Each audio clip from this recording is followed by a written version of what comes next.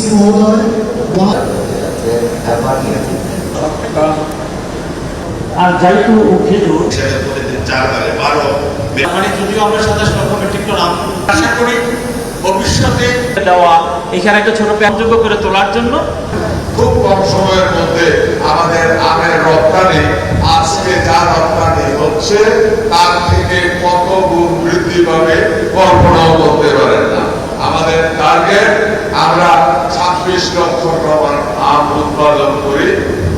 আমরা সবাই বলি আম খুব সুস্বাদু, সবাই ঠিক আছে, সবকিছু খাওয়ার তো একটা লিমিট আছে।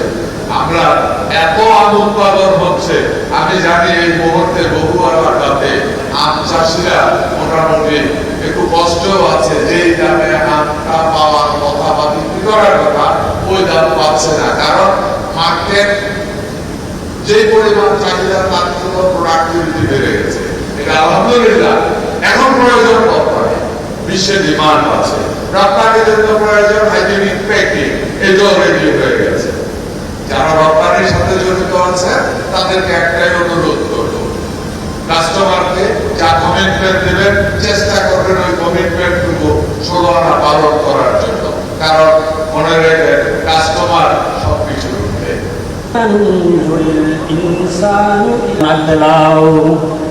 অনুষ্ঠানের প্রধান অতিথি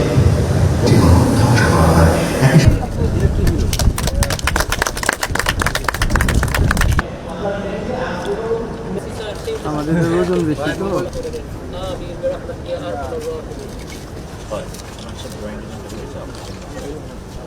ওইখানে যে কাজ করছো এটা কি আমাদের জমি না বাইরে? না আমাদের জমি।